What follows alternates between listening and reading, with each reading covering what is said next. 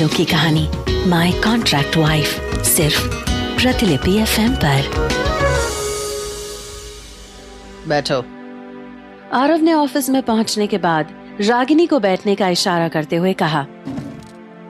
रागिनी सकुचाते हुए चेयर पर बैठ गई। उधर ऑफिस में काम करने वाले वर्कर्स में गॉसिपिंग शुरू हो गई। किसी को समझ में नहीं आया कि आखिर आरव इस मामूली सी लड़की को इतना स्पेशल ट्रीटमेंट क्यों दे रहा है।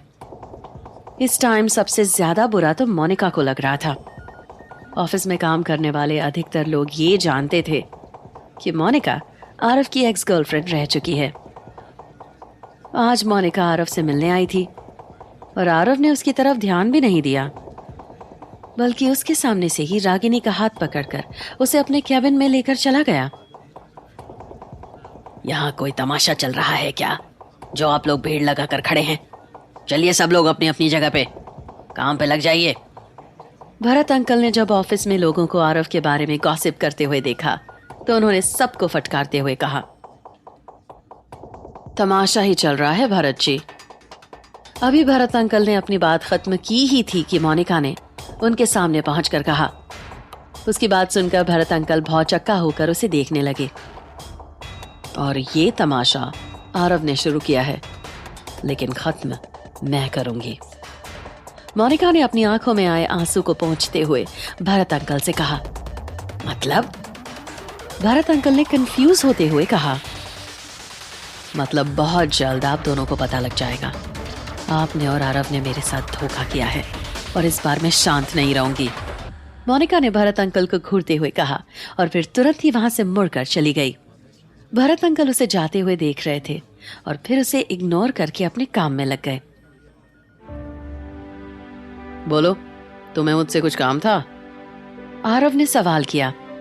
नहीं जी, वो मैं यहाँ नौकरी के लिए आई थी।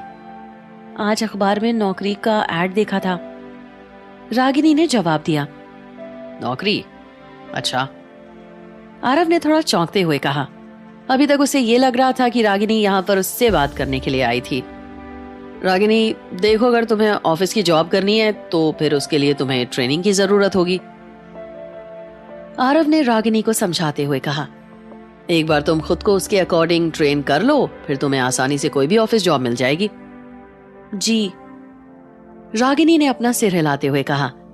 फिर कुछ देर शांत रहने के बाद आरव ने रागिनी की आंखों में देखते हुए सवाल किया, तुमने शादी के बारे में क्या सोचा?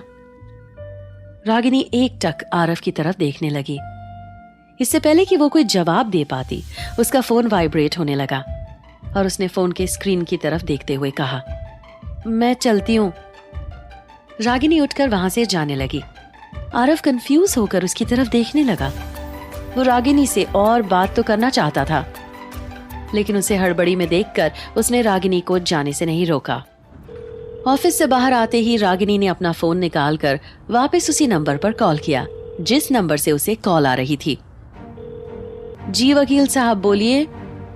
आपका केस बहुत खराब होता जा रहा है, किसी बड़े वकील को लेकर आना पड़ेगा, तभी हम कुछ कर पाएंगे।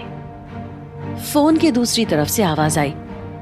जी मतलब? रागिनी ने हड़बड़ाते हुए कहा। मतलब ये कि 20 लाख रुपए लगेंगे, तभी कुछ हो पाएगा।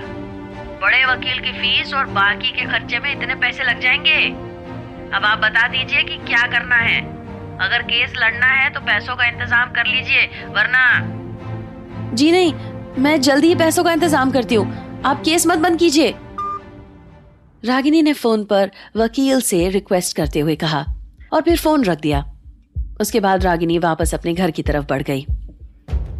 इधर ऑफिस में जब भरत अंकल ने रागिनी और आरव को एक साथ देखा तो उन्हें कुछ संदेह हुआ और उन्होंने तुरंत ही अपनी मीडिया टीम को फोन करके कहा, मीडिया में ये न्यूज दे दो कि आरव ने बार मैनेजर को इसलिए थप्पड़ मारा था क्योंकि वो किसी लड़की के साथ बदतमीजी कर रहा था, लेकिन ये ध्यान रखना कि उस लड़की की आइडेंटिटी किसी भी हालत में बाहर नहीं आनी चाहिए। ओके सर, मीडिया टीम के हेड ने जवाब दिया। फोन रखकर भरत अंकल सीधे आरव के कैबिन में पहुंच गए। आरव मायूस चेहरा लेकर अपनी चेयर पर बैठा हुआ था। क्या हुआ बेटा, ये लड़की कौन थी? भरत अंकल ने आरव से सवाल किया। कोई नहीं अंकल, छोड़िए उसे। आरव ने हल्की सांस छोड़ते हुए कहा, शादी के लिए कोई और लड़की मिली? अब तो बस 4 दिन बचे हैं। अगर शादी नहीं हुई तो फिर सब कुछ बर्बाद हो जाएगा। मैं कुछ करता हूँ। फिलहाल तुम इन पेपर्स पर सिग्नेचर कर दो। मिस्टर भटनागर अपने सारे शेयर्स बेच रहे हैं। कंपनी बचाने के लिए उनके हिस्से के शेयर्स मैं खरीद रहा हूँ। भरत अंकल ने भी निराशापूर्वक अपना सिर हिलाते हुए जवाब दिया। आरव की बेचैनी अब और बढ़ चुकी थी, क्योंकि रागिनी ने उसे कोई जवाब नहीं दिया था। ऊपर से कंपनी के पुराने इन्वेस्टर्स भी कंपनी से अपनी पार्टनरशिप खत्म करना चाहते थे। उसकी उम्मीद अब टूटने लगी थी। इतने सालों में पहली बार आज आरव के हाथ पेपर्स पर सिग्नेचर करते वक्त कांप रहे थे। उसे ऐसा लग रहा था कि जैसे उसके हाथ से सब कुछ फिसलता जा रहा हो। भरत अंकल ने भी आरव की बेचैनी भांप ली थी। मैं कुछ करता हूं, तुम परेशान मत हो, भरत अंकल ने आरव को समझाते हुए कहा, और फिर वो वहां से चले गए। दिन भर ऑफिस में काम करने के बाद पिछले कई दिनों की तरह आरव आज भी घर देरी से पहुंचा और चुपचाप अपने रूम में जाकर सो गया।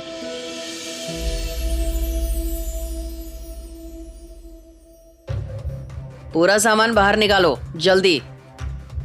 एक लंबा चौड़ा अधेड़ उम्र का शख्स सूट और टाई पहने हुए आरव के सामने खड़े होकर बाकी के लोगों को ऑर्डर दे रहा था। आरव ने दूसरी तरफ देखा तो वहां पर मौजूद दूसरा शख्स नीलामी में चिल्ला रहा है, 100 करोड़, 100 करोड़ 1, 100 करोड़ 2, 150 करोड़, 150 करोड़ 1, 150 करोड़ 2। नहीं नहीं, वो व्हीलचेयर नहीं, व्हीलचेयर नहीं। आरव तेजी से भागता हुआ अनन्या की तरफ बढ़ा, लेकिन न जाने क्यों वो अनन्या के करीब नहीं पहुंच पाया। तब तक अनन्या व्हीलचेयर से नीचे आ चुकी थी। आरव ने अपने चारों ओर नजर डाली तो लोग उसकी तरफ देखकर ठहाका मारकर हंस रहे थे। आरव सिंह मेवाड़, मेवाड़ इंडस्ट्रीज का मालिक। देखो तो जरा क्या हालत हो गई। 200 करोड़, 200 करोड़ 1, 250 करोड़।